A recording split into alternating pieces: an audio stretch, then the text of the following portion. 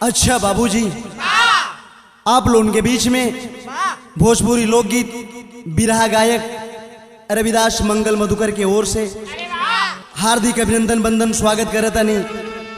आप लोगों के बीच में रविदास कंपनी बीके रविदास जी के देख रेख में एक बिरहा जाता जौना बिरहा के शीर्षक बा गाजीपुर के अमवा सती माँ के दूसरा स्थान खोजापुर चकिया।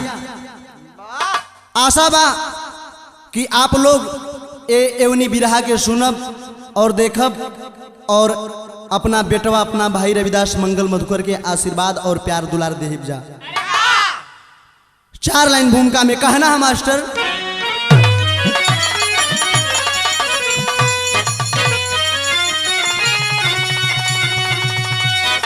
गाजीपुर की अमवा सती माता का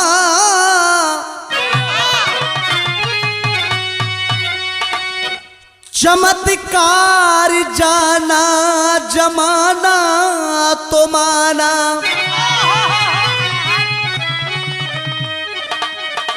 नाग के डसे लोग पाते हैं जीवन,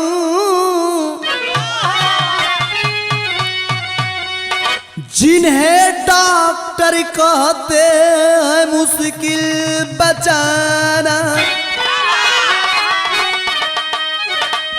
वही सती माँ दूसरा रूप ली है, ग्राम खोजापुर जिला चल दौली चकिया।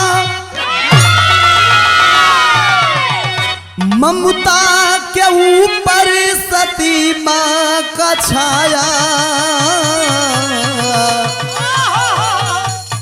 जा देखिए ना धोखा देगी अखिया।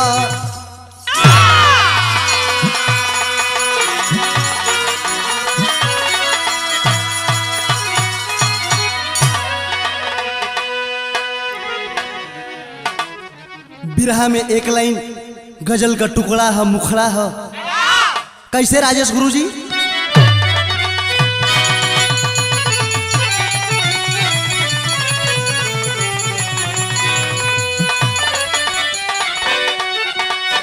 कौनो आशिक,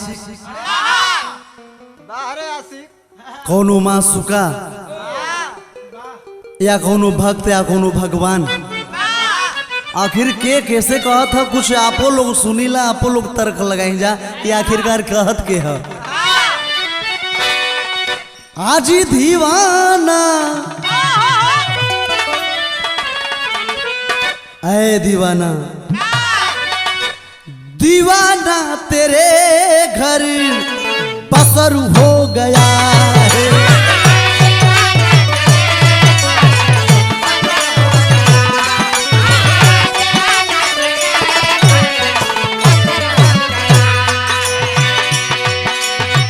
करम के तुम्हारे पर हो गया है।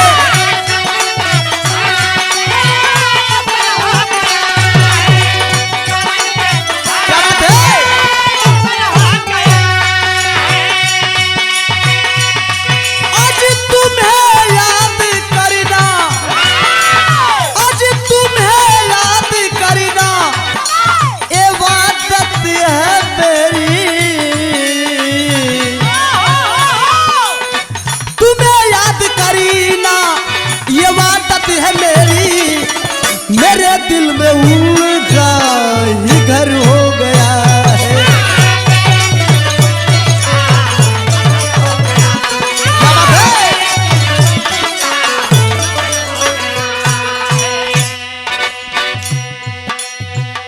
इतना गजल रहा है, लेकिन भाव कितना सुंदर हमरे गुरुजी रामा कवि गाजीपुरी आपके चरणों में शत शत नमन, जो कि आप अपना रविदास मंगल मधुकर को अपना बेटा बनाने से इनकार कर दिया कि मंगल बेटवा और शिष्य में बड़ा फर्क होला। हकीकत में भाव कितना सुंदर लिखले होन।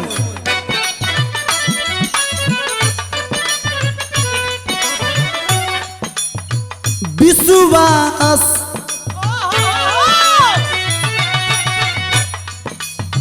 विश्वास दीपक अभी जल रहा है, विश्वास दीपक अभी जल रहा है।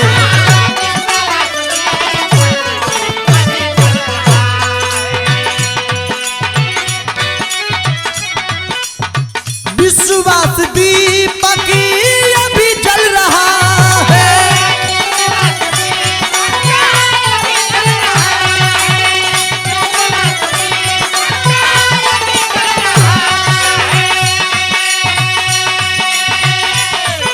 आज विश्वास दीपक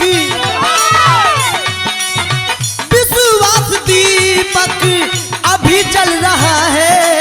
सतियों के साथी का जादू चल रहा है।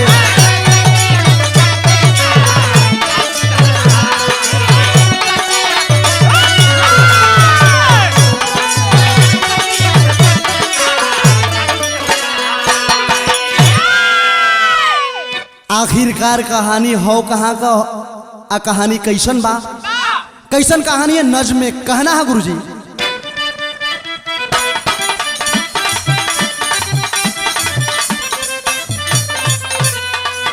आजकल युग में पावन प्यार देखा जाता है, भरा या चंभा चमत्कार देखा जाता है।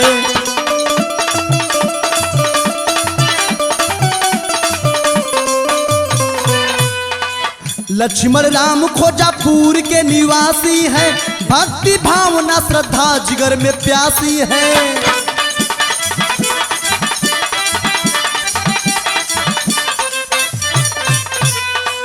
पत्नी तारा देवी जी रही गरीबी में, 4 बच्चों का पालन करती बदनसीबी में।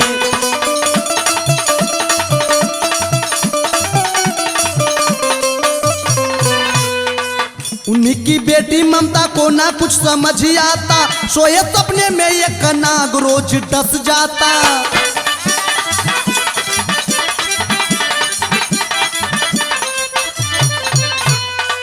बताती ममता जब माता पिता से सपने को, माता पिता कहे संभाल बेटी अपने को।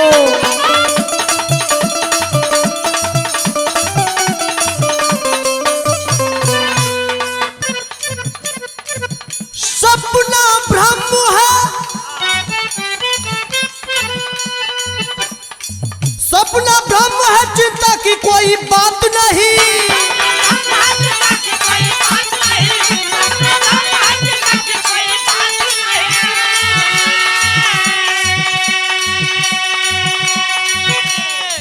तुझे कटेगा कभी नाग की औकात नहीं।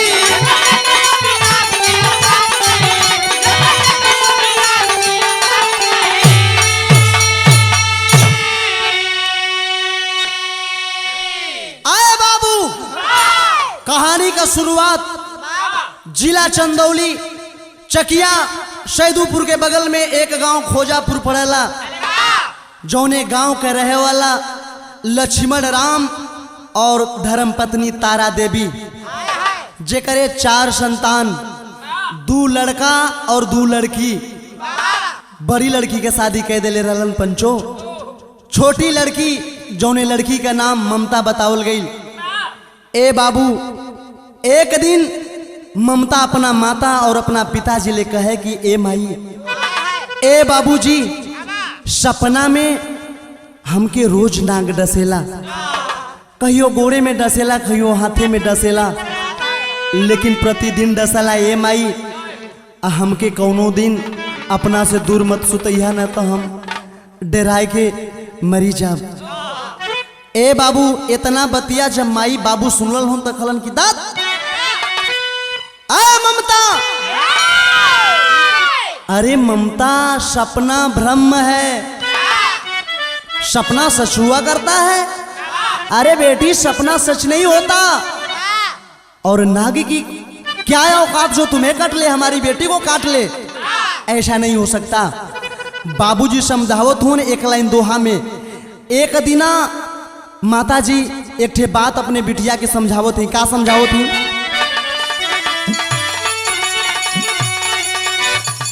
माँ बोली सोहनी करीने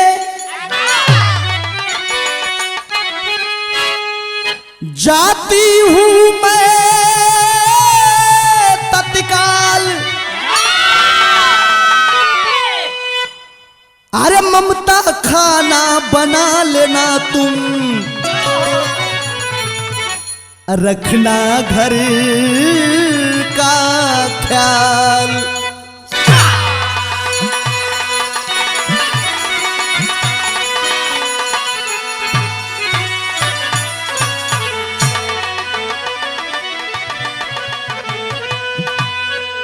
आए बाबू ममता का मतारी तारा देवी अपना बिटिया के समझावत इनकी, ये बेटी गरीबी बा और जब कुछ हम बाहर करब ना तो हर बाबूजी कुछ करियन ना तो हमहन का पेट पर्दा चली कैसे। हम जाते सोहनी करे बेटा कुछ घरे में का कार्य कैल करा। ए पंचो इतना बतिया माई समझाए के सोहनी करे चल देली तो एक लाइन गीत लग गई।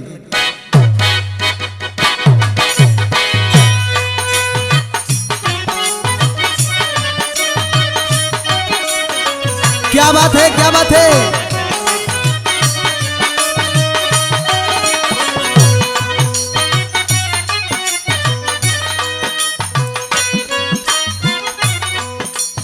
शंकर कौनो दुल्ही अपना दुल्हा के समझावत है। कलश किए जी, अरे धीर धरी, अरे रउआ बर्दाश्त करी तनका। उ दुल्ही कलश का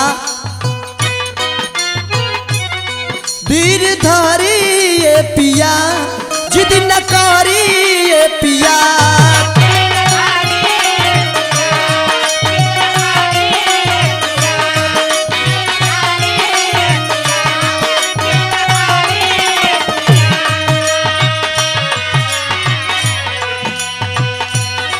धीर धारी ये पिया, जिद न करी ये पिया, एक रतिया में होई नहीं पास राजा जी, एक रतिया में होई नहीं पास राजा जी, भूखल बनी आज जनी नासी राजा जी है।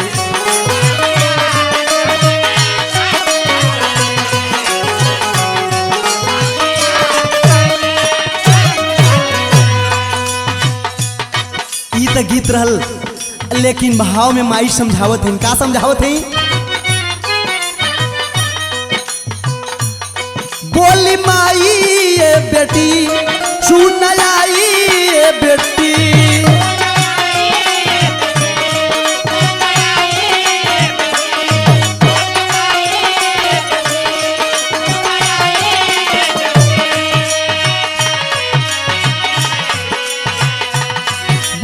माई ये बेटी सुन आई ये बेटी, जल्दी जल्दी से भोजन बनला बिटिया,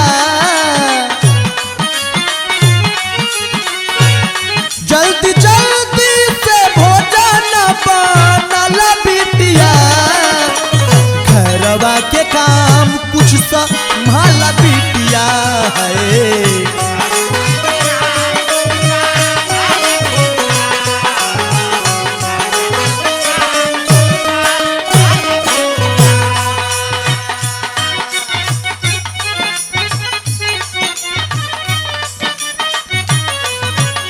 माई समझावत है। धनवा में पनिया कर सोहनिया हम यही बे बेटी,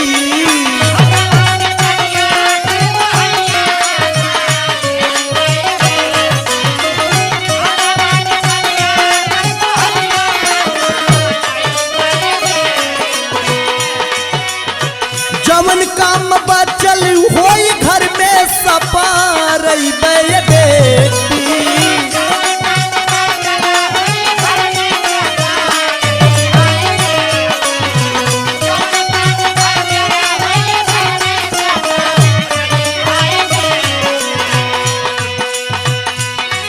काहे ना गवा से मन तोरा डेरा ला बिटिया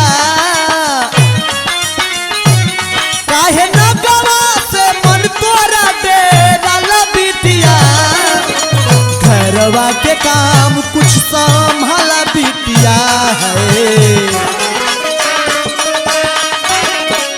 अरे जियो लाल जियो, क्या बात है।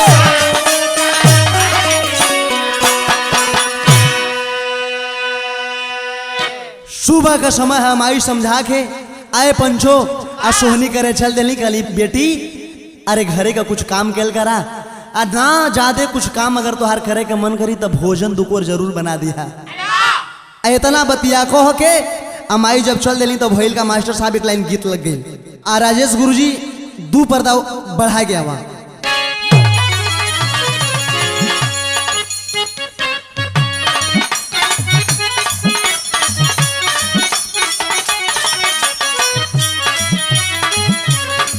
डबलू कोनो शहर खल की आजकल का पहरावा देखत हुआ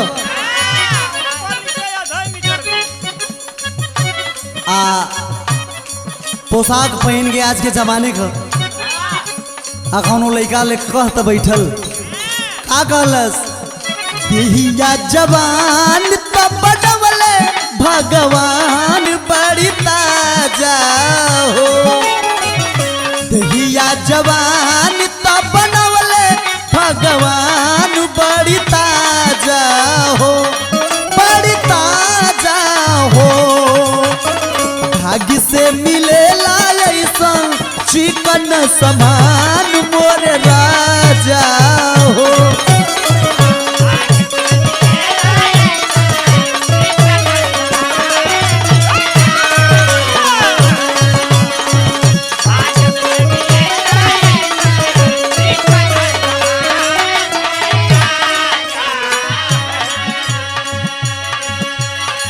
लेकिन ममता लाचार करे तो का करे माई का बतिया ध्यान दे के कैली का ममता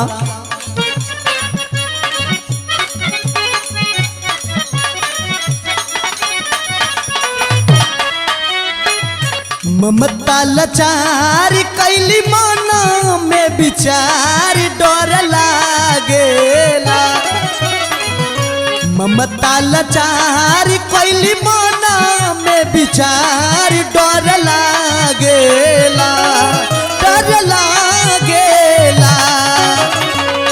काटी किराता होई पीरा बार बार डर लागेला।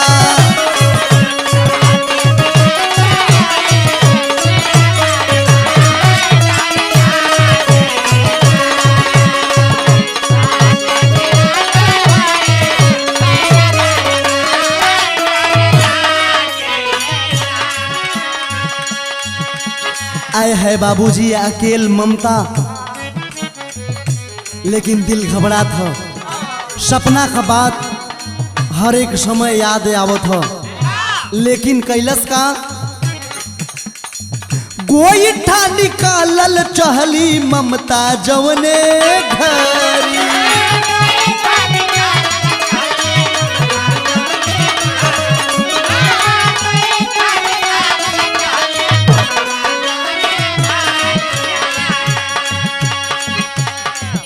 हाँ लपकी के नागवा चबाई गइल अंगूरी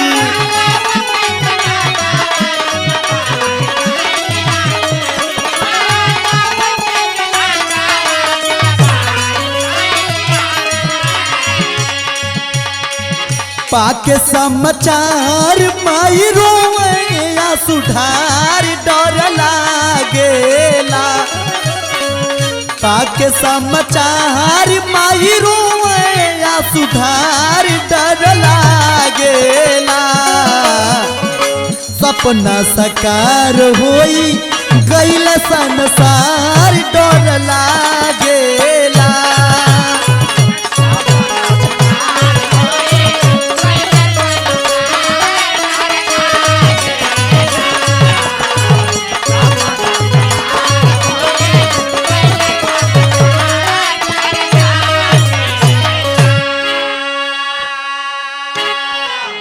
आए पंचो, सपना का बात सतावत है, लेकिन जौना समय खनवा बनावे खातिर के ममता घरवा में गोईठा लेवे गईली हो।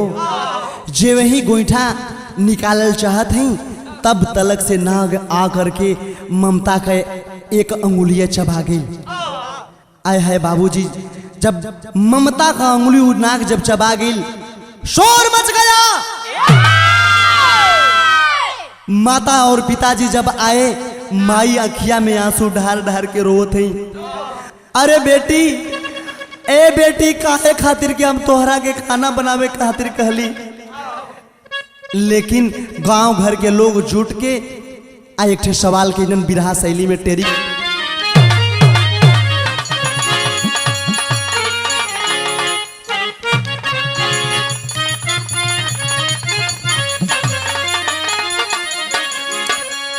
अस्थनवा, हाँ अस्थनवा सती माई कह जहा, अरे अस्थनवा सती माई हो, अस्थनवा सती माई कह जहा, जल्दी चला गाजीपुर तब बच है जनवा जनवा जनवा मार सही है।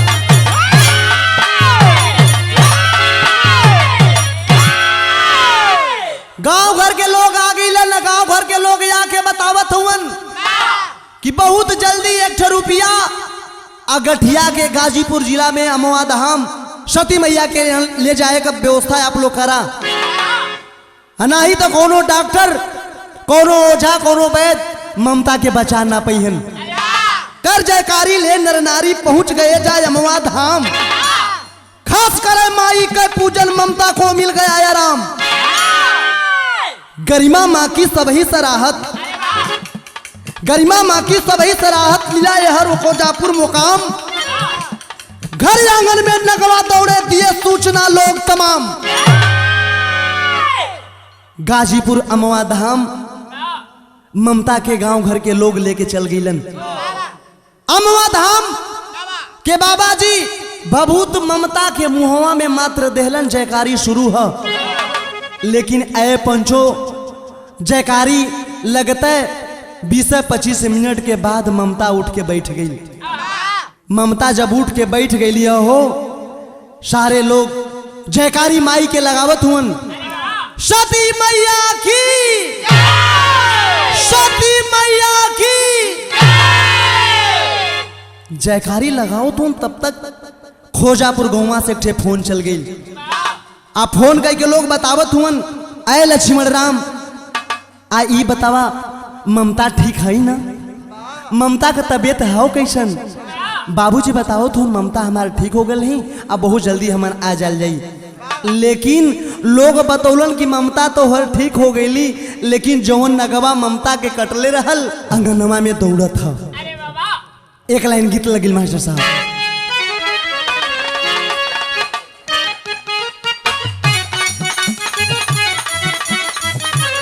कोनो दुल्ही का दुल्हा रात के 12 बजे घरे में पहुंचल।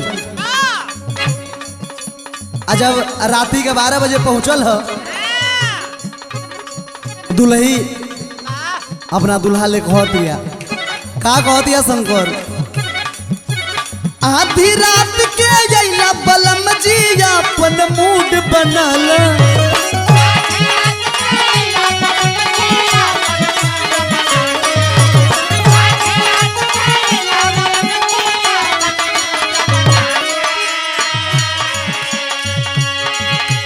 चढ़ल जवानी के कुइया में छम से डुबकी लगल,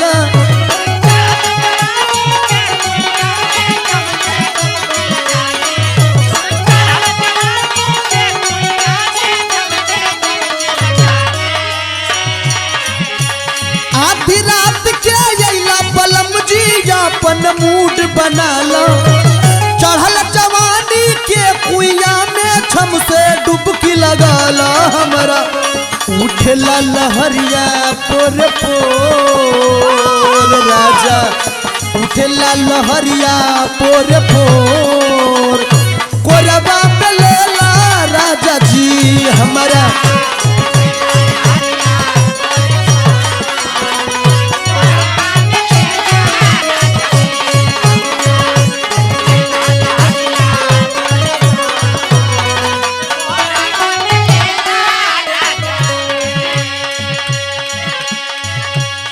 लेकिन घरवा से जब फोन गई हो पंचो, लक्ष्मण राम फोनवा पर एक बात कहलन अपने गांव के लोगन के का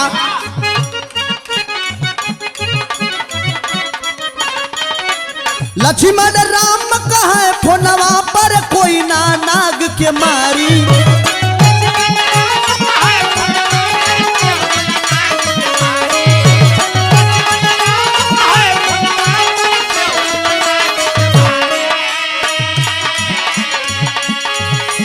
ठीक हो गईली ममता बिटिया माँ की महिमा न्यारी।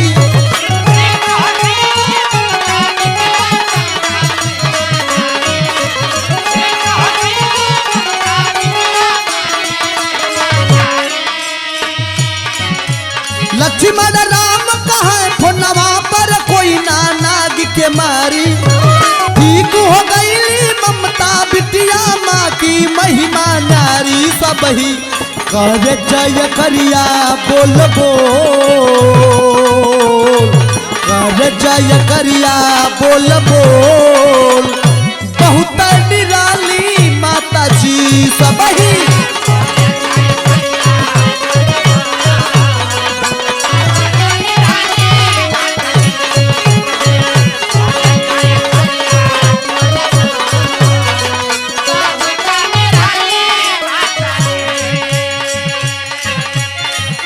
पंचो लक्ष्मण राम अपने गौवा के लोगन से कहलन कि नगवा जब घूमत है अंगनवा में तो ओकरा के कोई मारी मत, जबले हम अपने ममता बिटिया के लेके खोजापुर न आ जाएंगे। समझावत हूँ।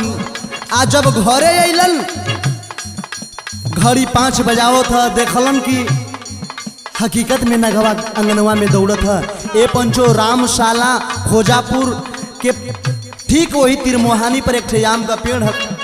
लक्ष्मण राम कहलन कि अब अपना घरवा में अपना बेटी और अपना बेटन के नाक से नहीं कटवावे के, चाहे जैसे जिंदगी जहां समय बितावे कोई फुटपाथ पर रोड पर बिता ले। लेकिन जब 5 बजल तब ममता के संगे एक घटना और घटल का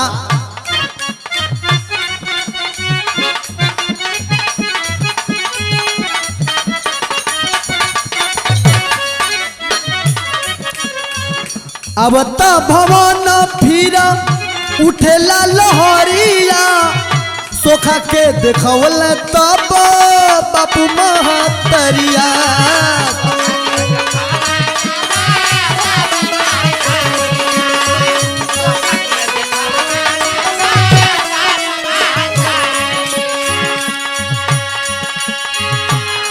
हाँ रमशाला के पोतन ओझा देहल साफ बताई।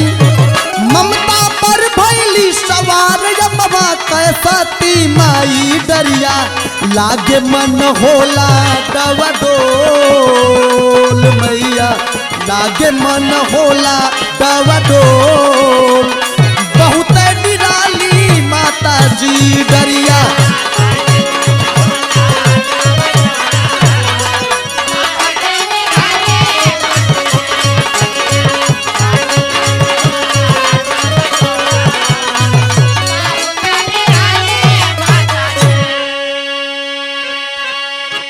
गौवा में औते ममता के फिर लहर उठे लगल। जब फिर लहर आवे लगल माई और बाबू घबरा गईलन कि आखिरकार ये अमवा धाम से अब ही नहीं आवत ही जा, बिटिया ममता ठीक रहली ऐसन भइल का। रामशाला के पोतन सोखा जी के बोलाए के लगने लोग दिखवावे कहीं कोनो प्रेती अंश तो नहीं न। ए बाबू जे वही पोतन सोखा और ममता का नजरिया मिलल है। पोतन सोखा एक आंख लट्ठा पीछे हट गईलन। कहलन कि आए लक्ष्मण राम, आए लक्ष्मण भाई, अरे इनके भूत प्रेत ना है तो साक्षात देवी है, सती माई सवार है इनके ऊपर। विदेशिया में ममता जी कहत हैं का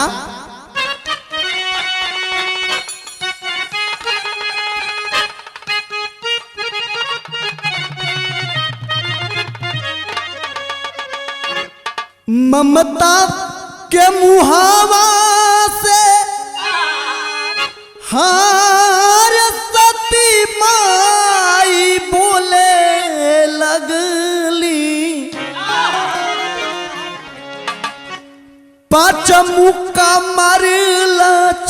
मन के वो ही घरिया एकरे पर बासु मोर होवा ना उदासु बेटा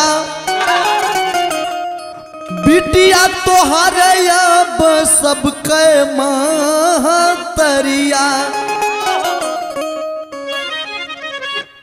यह कल्याण करिए जैसे हम करत बाटी अरे दुखियन का दुख हटी इनके दुवरिया लक्ष्मण कहे कि माई आके हम घंटा बांधब अरे अम्मा गाँव जहाँ तो हार मंदिरा चाबुरिया आए पंचो ममता तुरंत उठ के खड़ा हो गई ली अपना बाबूजी के 5 मुक्का मर ली 5 मुक्का मार के सवाल कर दी पिताजी मैं आपकी अब बेटी नहीं मां सती बोल रही हूं जो सोखा आए थे आप लाए थे कि मैं प्रेत हूं अरे मैं तो बचपन से ममता को पकड़ी हूं मौका चाहती थी और मैं ही भोलेनाथ जी को भेजी थी कि जब तक ममता को काटेंगे नहीं ममता अमुआ धाम आएगी नहीं। आए पंचो इतना बतिया जब लक्ष्मण राम जी सुनलन अपना बेटी ना अपना बेटी के माता कह के पैरवा पे गिर गईलन पैर पे गिर गईलन ना जाके कहलन अपने बेटी ममता से किया है मां दर्शन करने का वादा किया हूं और घंटा लेकर के गाजीपुर अमुआ धाम बांधने चलूंगा और दर्शन करूंगा। वैसा ही किए गाजीपुर अमुआ धाम जाकर के घंटा बदलन आ एक ठे सवाल माई से कहलन यहाँ गीत ले गईल ई मलाहिन लोग ये गीत के बड़ा सजाए के कपारे पर विजय भैया ओड़ी ले ली हेलो आ ढोलक उन लोगों को जाने ला ढोलक ले लिया अब फटकिना उन लोगों को देखले हुआ कि ना एक बित्ता का होला वो लोग का फटकिना एक हाथ का होला आ गावेली लोग कैसे गावेली राजेश गुरुजी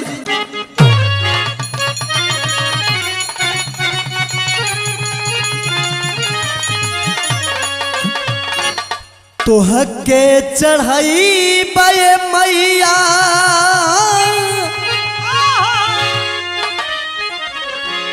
तोहके चढ़ाई बे मैया मोरी नारियर चुनारिया हो की गंगा जी हो की गंगा जी बोझल नैया कैदा बेड़ा पारावा हो की गंगा जी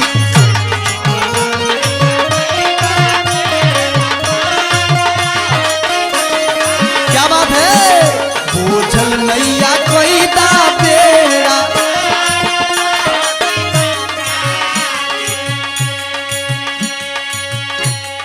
ऐसा ही हुआ नवरात्र में घंटा बांधलन और घंटा बांध के एक सवाल कैलन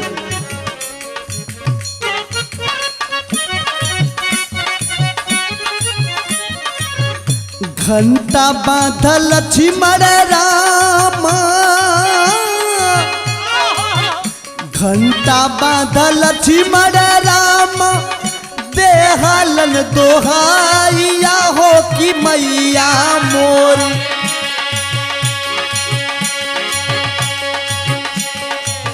हो कि मैया मोरी खेहा गरीबवा कनाइया हो कि मैया मोरी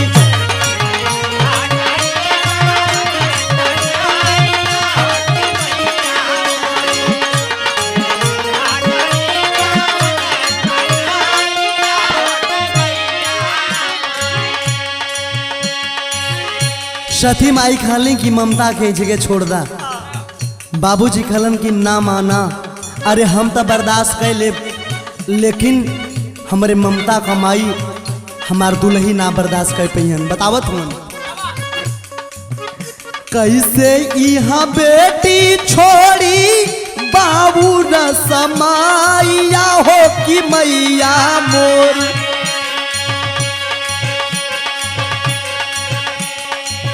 हो कि मैया मोरी, कलपी घर में बेटी बिन लुगाइया हो कि मैया मोरी।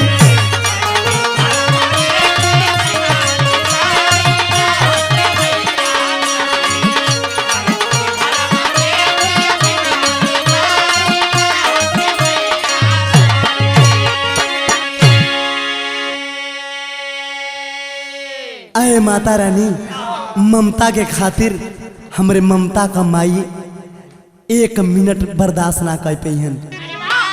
इतना बतिया सुनता पुजारी बाबा एक और बात कहलन। का कहलन? उपेंद्र भैया एक लाइन गीत लगे।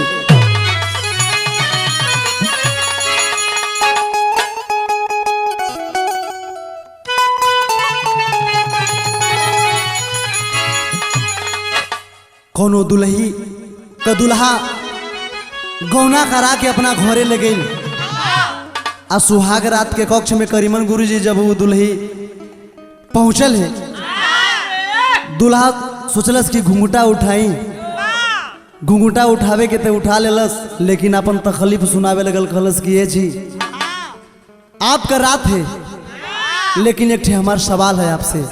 बतावत है का? बताओ राजेश गुरुजी।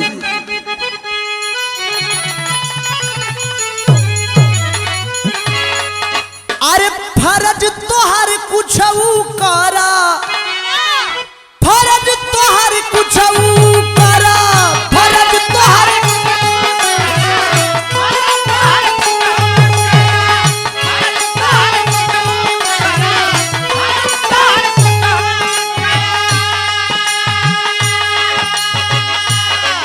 हाँ, फर्ज तोहर कुछ करा, सुहाग रात घर में कि हमरा हो बुना, हमार रोवता दीवाना नैहर में।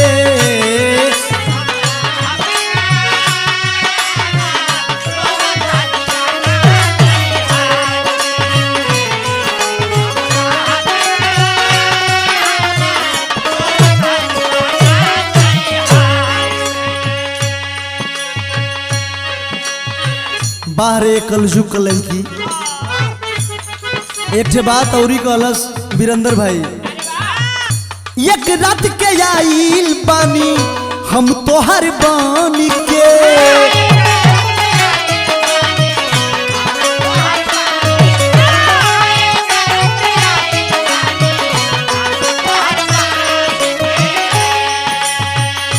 उनका से रिश्ता हमार जन्मों जन्म के,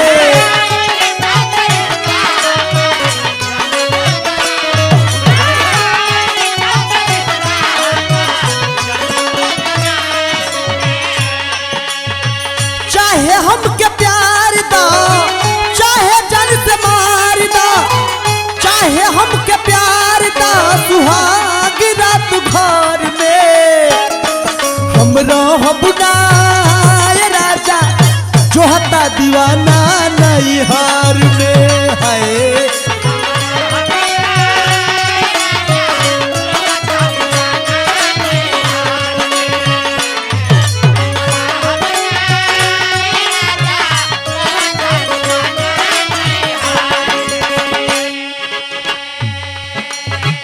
ए बाबू, लेकिन अमवा धाम के बाबा जी एक ठे बात कहलन। का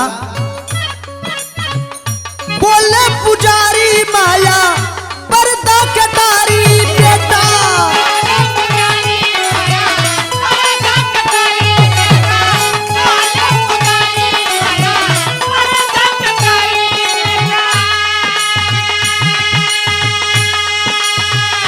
बोले पुजारी माया जिंदगी सफर में सती माई हो जाके बस गई गईली तोहर घर में है।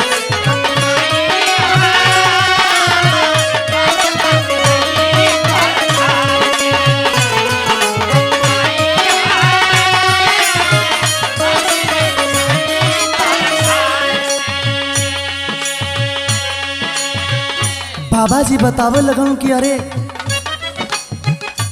आए लक्ष्मण राम, अरे तोहरा घर में तो साक्षात सती माई जाके बस गईली, का रो तला अब तक हमसे कम हंसा। बतावत हमका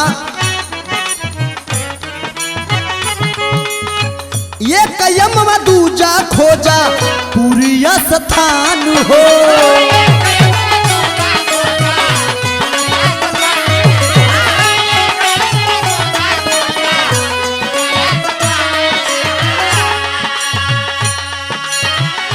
दोनों जगहिया माई होई है पूजमान हो।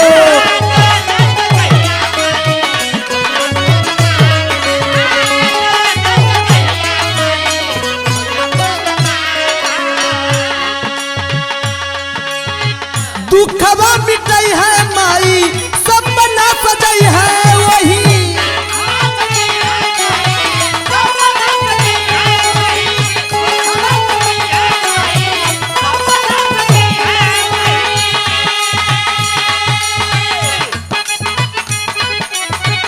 दुखवा मिटई है माई खोजापुर नगर में। सती माई हो जाके बस गई तोहारे ही घर में।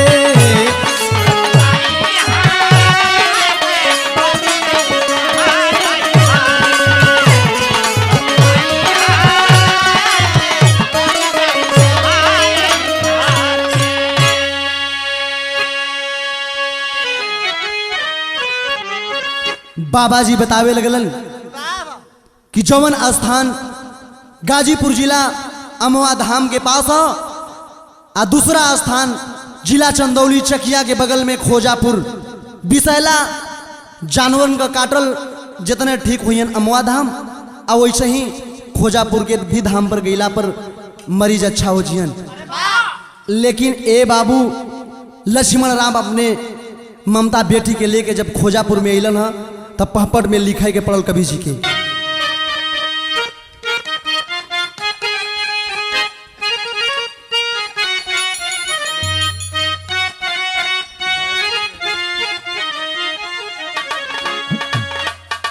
ममता कहाय लगली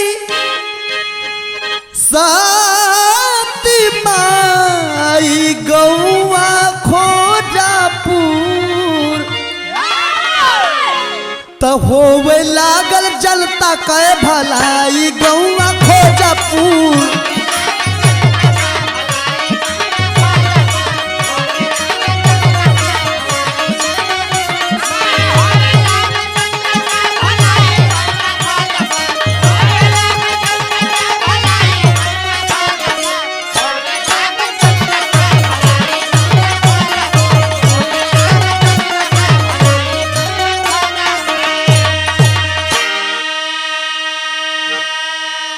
कौनो भी विषधर के काटल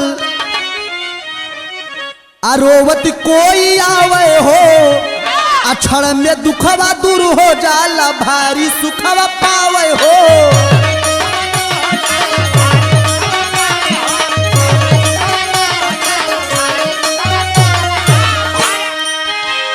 अरे यहाँ से हो के कोई नाम, अरे यमवा जाई गौआ खोजापुर। अरे यहाँ से हो के कोई नया मामा जाई गौआ खोजापुर। अरे नहीं तो दुखवा दूना दुन बढ़ जाई गौआ खोजापुर।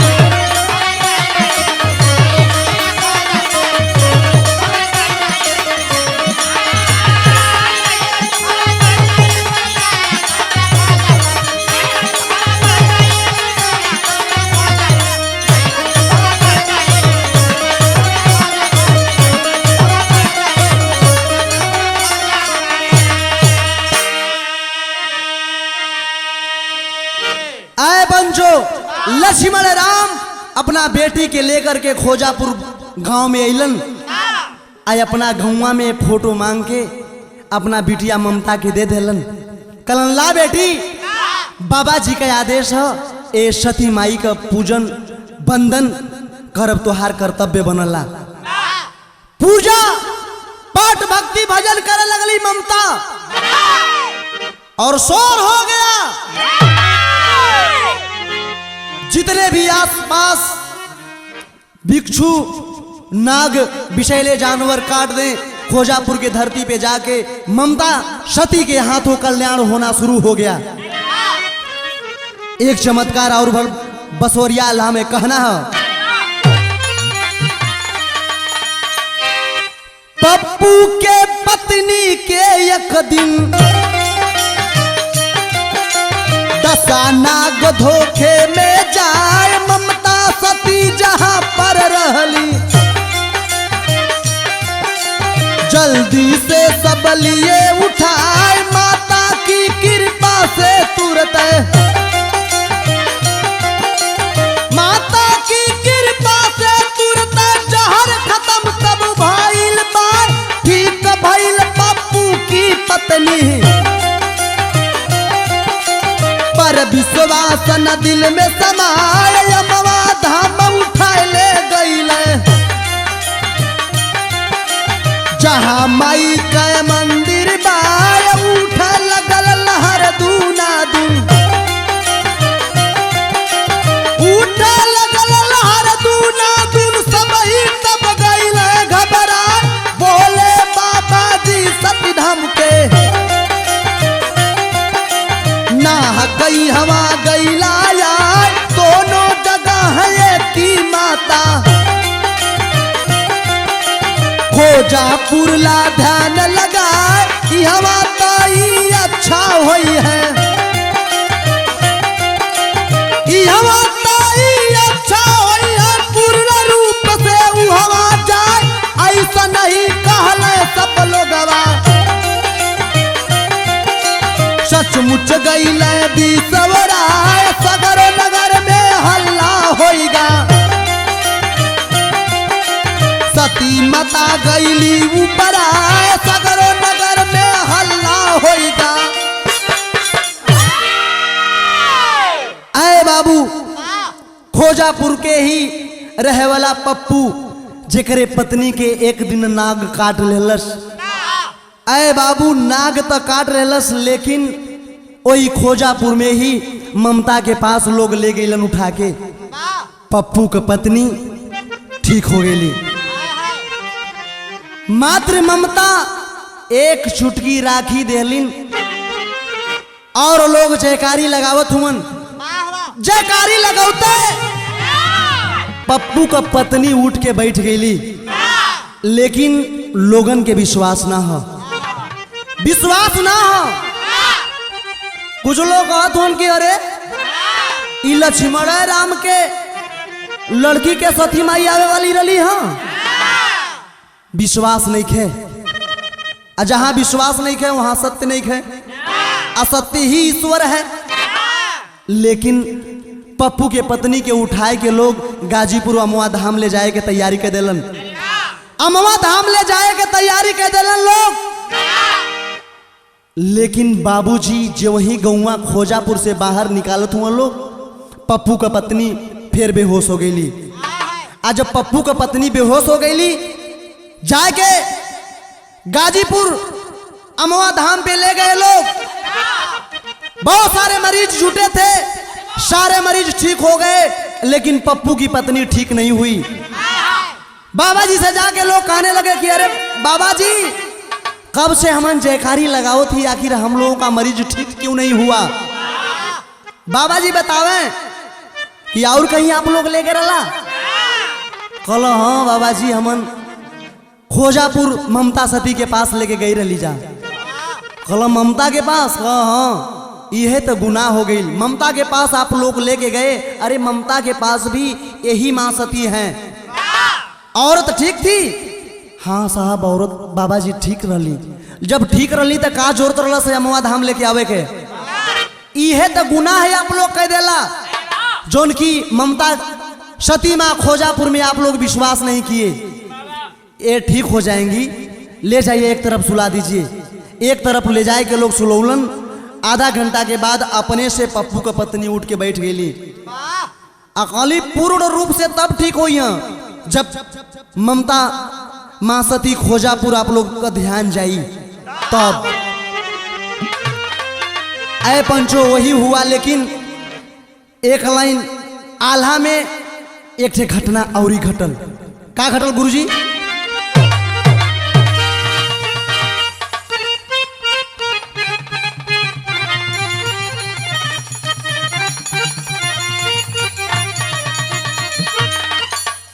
अरे 28 अप्रैल सन 2015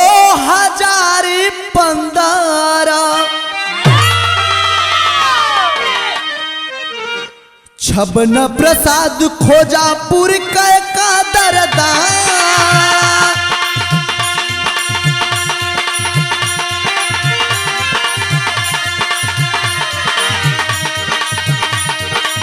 छबन प्रसाद खोजापुर का दरदा।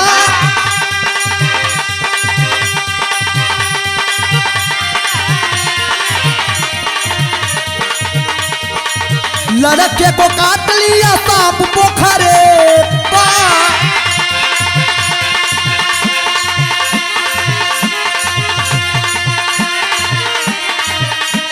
सुल्तानपुर मिली तो रता दवरा।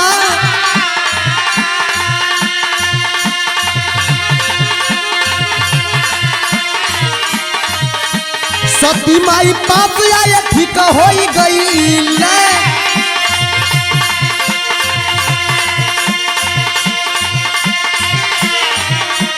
ममता का महिमा हो फैलल जहां।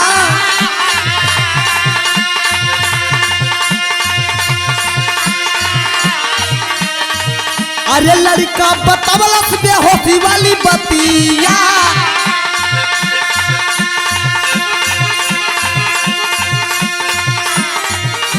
सिर सहलावे बूढ़ी माई सिरहा।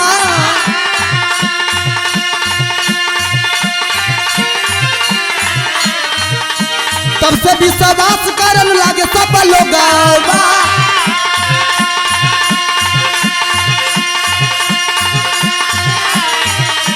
सच्चाया मामा की माई का खोजापुर स्थान।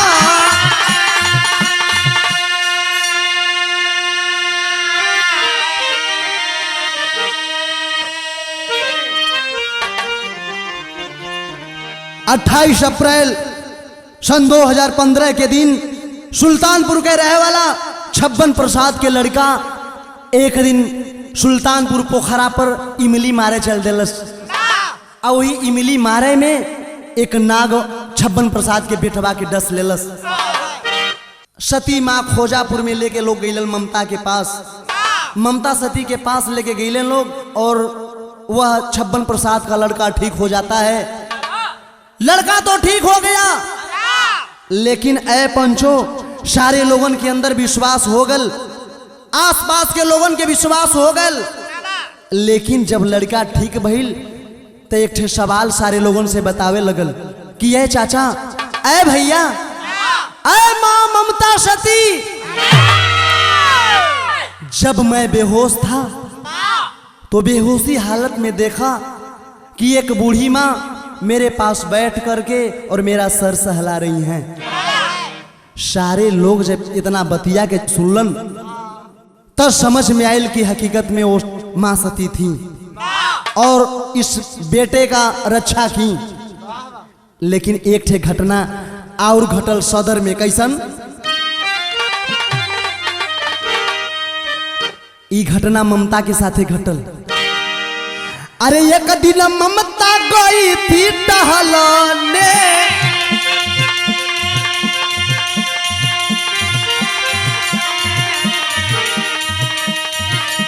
भौजाई बहिन के साथ धर ध्यान।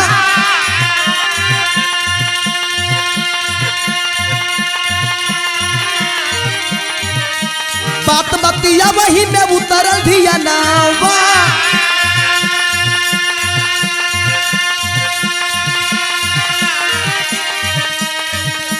सती माई फेंकली तालाब दरमियान।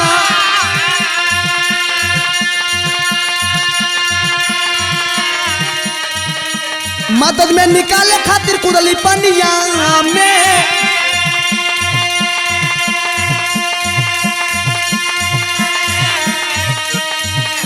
चमत्कार तब भयल महा।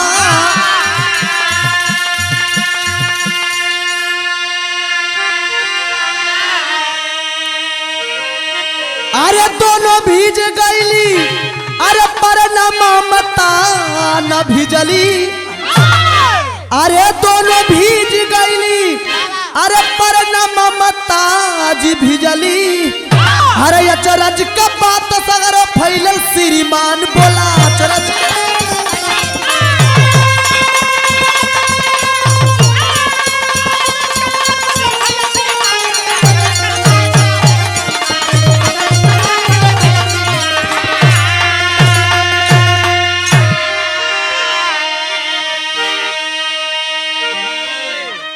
आए पंचो, ममता अपने बड़ी बहन और गांव के एक बहू के साथ टहलने शाम के समय में निकल जाती हैं।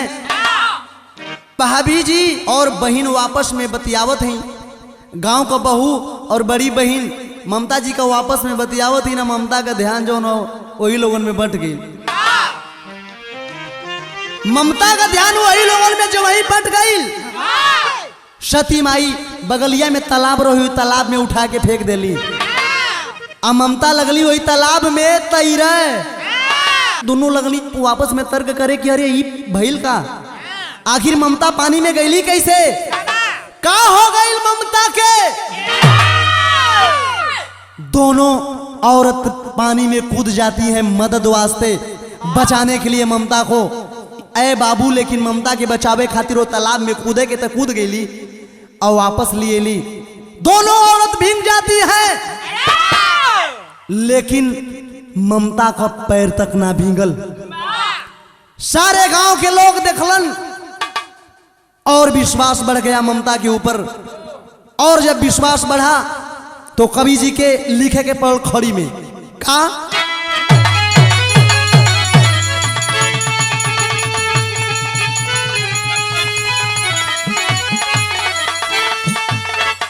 होला चमत्कार अब जहनवा सुना। खोजपुर सती माई का सथनवा सुना।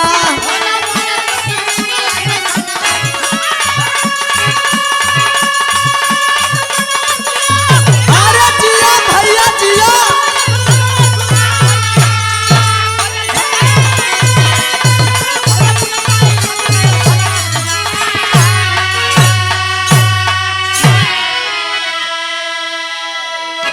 जिला चंदौली चकिया में खोजापुर स्थान चर्चित हो गया। सारे जवार के लोग, यहाँ तक कि बिहार भी सटा हुआ है। बिहार कैमूर भभुआ हाटा के धरती से बहुत सारे लोग। एक दिन की मैं बात बताना चाहूंगा। सैदुपुर पेट्रोल पंप पे अपनी बाइक उठा करके मैं भी पेट्रोल लेने के वास्ते चला गया और एक व्यक्ति हाटा का गाड़ी पे मुर्दे को बांधे हुए हैं लोग और केला का पेड़, केला का पत्ता साइड में है। कुछ लोग देखलन कहलन कि एकर मतलब ही जना था ए आदमी के नाक डसलेबा। कुछ लोग कहलन जाए के लगलन बतावे कि यहाँ बगल में ही खोजापुर गांव है और वहाँ की एक 12 वर्ष की लड़की ममता जिनका नाम है, और वहां ले जाइए, हो सकता है इनका उपकार हो जाए। ऐसा ही किए लोग तेल भरवाते और तेल भरवा करके और खोजापुर गए और खोजापुर जाते ही मुर्दा को सुला दिए। मुर्दा सुलाने के बाद मां ममता सती मां आई, एक चुटकी राख मुर्दे के मुंह में डाली और जयकारी शुरू हो गया। जयकारी लोग लगाना शुरू कर दिए। खोजापुर ममता सती मैया की, खोजापुर सती मैया ममता की, खोजापुर ममता सती मैया की। जयकारी लगते ही मुर्दे में जान आ गया। मित्रों, एक कैसेट के माध्यम से बताना चाहूंगा कि सत्य ही ईश्वर है, विश्वास यही सब कुछ है, इसके अलावा कुछ नहीं है। विश्वास किए लोग और मुर्दा हिलते हिलते जयकारी लगाते लगाते मुर्दा उठ के बैठ जाता है। मुर्दे में जान आ गया, लोगों में विश्वास आ गया। और ऐसी ऐसी बहुत सारी घटनाएं पेपर द्वारा, पंपलेट द्वारा सुनने को मिला।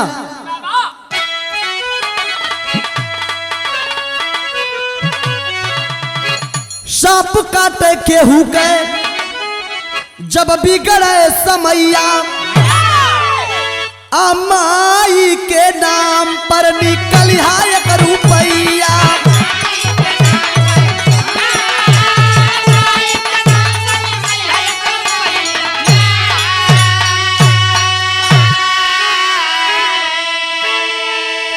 आए पंचो जन ले जाइए कमनो, अरे दावा खानावा सुना, खोजपुर सती माई का या सथनवा सुना।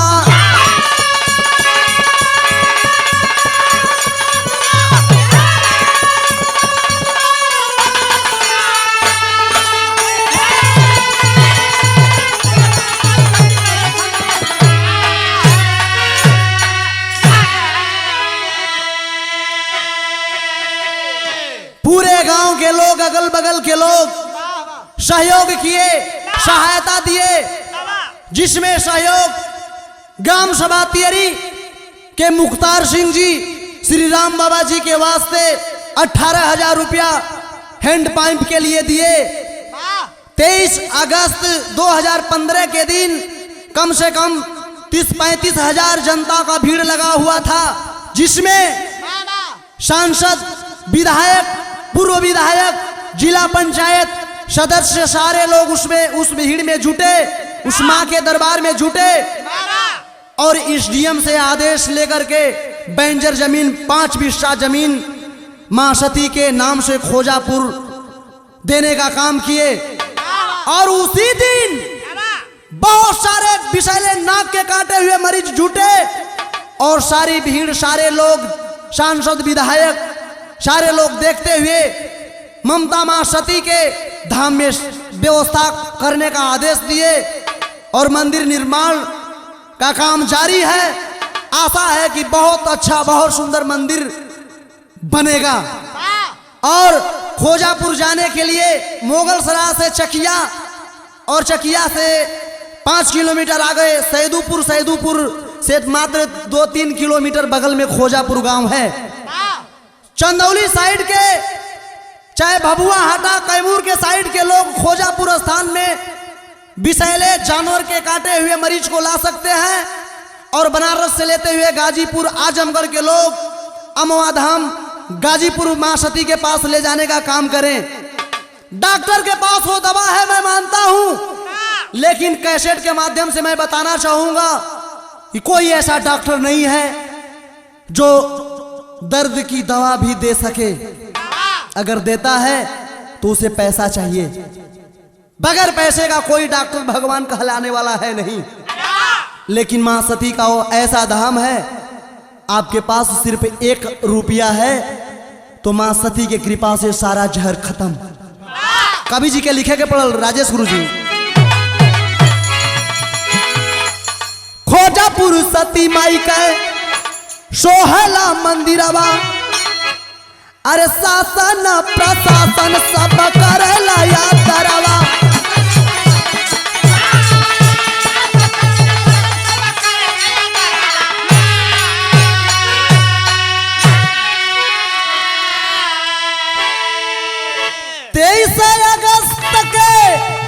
आज स्थापनावा सुना, खोजापुर सती माई का स्थापनावा सुना।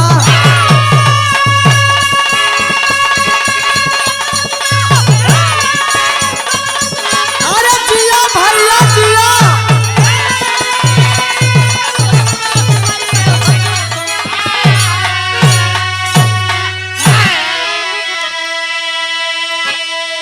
यही से गाना समाप्त। अंतिम लाइन में कहना हो, गुरु बिहारी गुरु गणेश गुरु रामलाल गुरुकारी, स्वर्ग बसे चंद्रिका कवि बच्चन जी बने पुजारी, अस्थनवा सती माई कह जहां त गाँव मंगल मधुकर रामा कवि कह गनावा, अस्थनवा